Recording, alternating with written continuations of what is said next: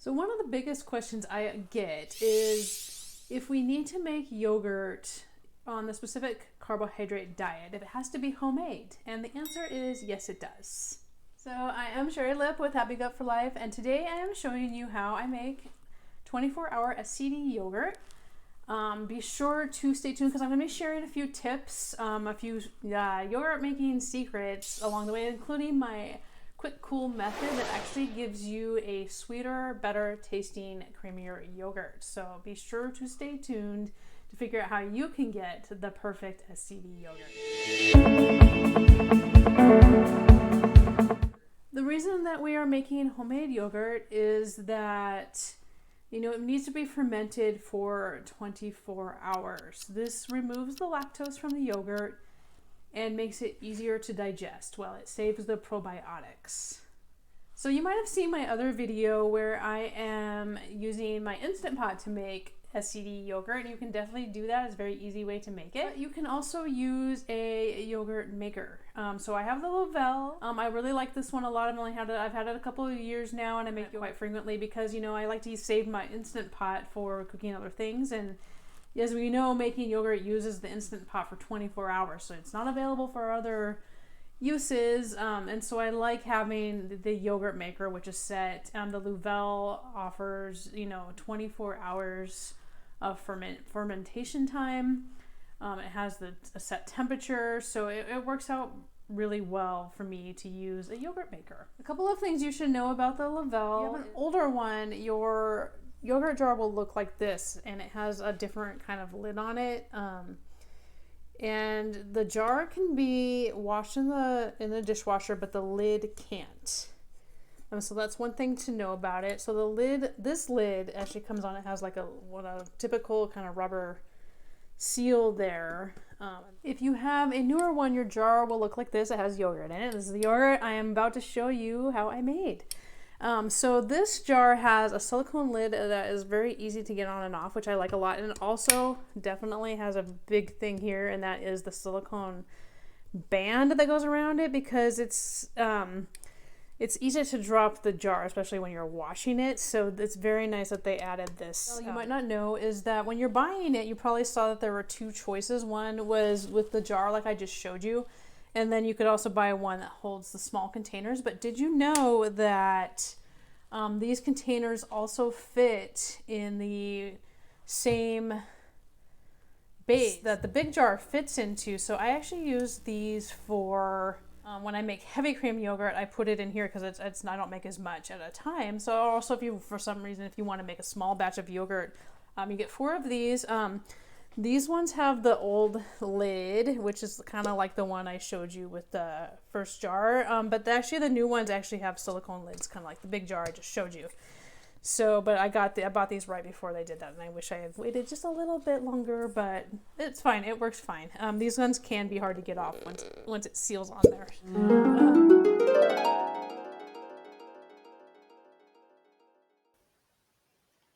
You can use whatever type of milk you like. I use whole milk grass-fed, but you don't have to. Grass-fed is definitely not a requirement. I just prefer it. Whole milk is not a requirement. You can use 2%, you can use 1%, you can even use skim, although I don't really recommend below 2%. It doesn't taste as good.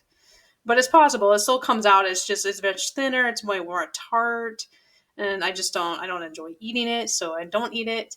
I prefer whole milk. I think it tastes the best. It works best, especially if you're going to drip it. You want a thicker yogurt to start with. Otherwise, a lot of it's just going to go through the strainer.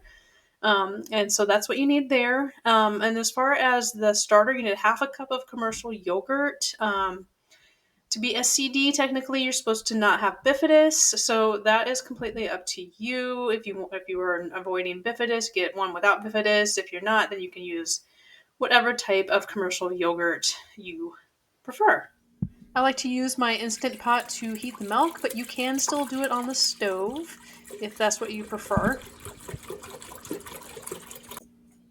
With the Instant Pot, you are going to use the boil setting on the yogurt button. So you just keep hitting that button until it gets to the right setting, which is boil, and then you're just going to leave it and go through the whole cycle. And once it's done, it will beep, and then I will show you what to do next if it doesn't quite get to the right temperature. As you can see, it is a little bit under the right temperature. We want it to be over 180. So we are just going to quickly heat it up a little bit more. First, I'm going to very quickly get rid of the little bit of skin that has formed on top. I'm going to use the saute button here. It only takes a couple of minutes for it to heat up to the right temperature, so don't walk away from it. Keep an eye on it. So I've got it over 180 now, so I'm going to show you my quick cool method.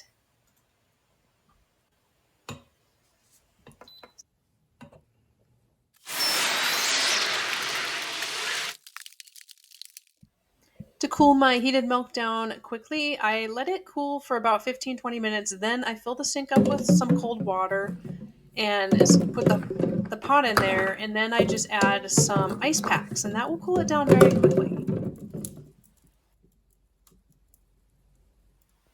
You might be wondering, why am I quick cooling my yogurt? There's a couple of reasons. One is sometimes I don't have time to wait. So I want to cool it down fast just because I want to get done faster. But the other reason is that quick cooling gives you a sweeter yogurt, creamier yogurt. A lot of times when you read about making yogurt, it just says to cool it below 110 or 105, but that's pretty hot. It comes out fine. At that point, it's not killing the probiotics, so you can do it.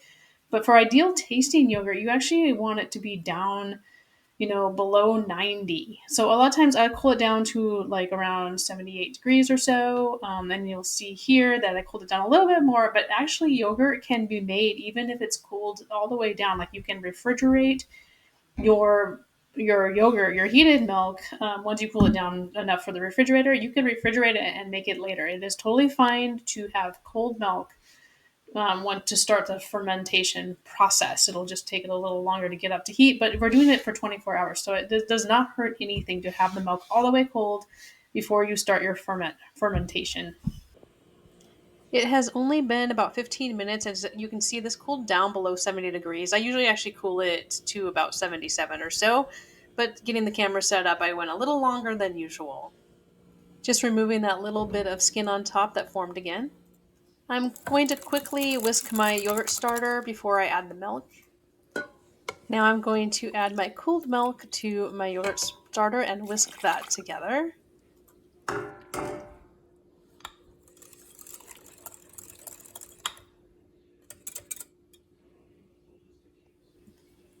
And now I just whisk that mixture back into the full pot of milk.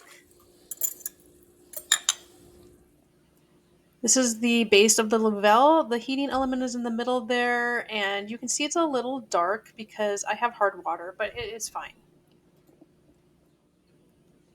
I have my yogurt jar in the base, and I'm going to pour my milk mixture directly in there. If you're not confident you're not going to splash it, you can pour it on the counter first and then move it over the filled jar. I've gotten good at pouring it, so I do it this way. Put the lid on and secure it. I'm going to pour some water in there up to the fill line that's in the back. You can kind of see the fill line there, so I'm filling it up. The water should be coolish. It should just not be hot.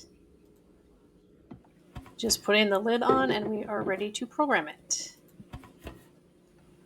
The Luvele has 3 temperature settings, 97, 100, 104. My buttons are wearing off a little bit, but that's how you choose them. I like 97. I think it produces the sweetest yogurt, but you can use any one you want. They all work. Just choose your favorite, then use the time button to go backwards down to 24, and then be sure to hit the button there to start it.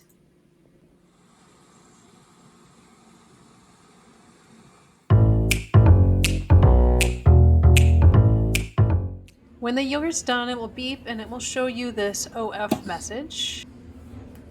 My trick here is to move the yogurt jar directly onto a dish towel so I can dry it off before I put it into the refrigerator.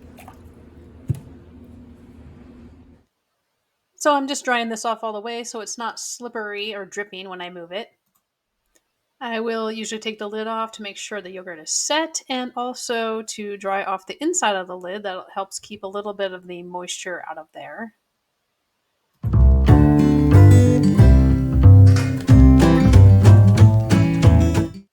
You're also going to want to dry out the base of it and the heating element to before you put it away. I will also leave it to air dry for a while after I dry it with the towel because you don't want water to settle into the heating element.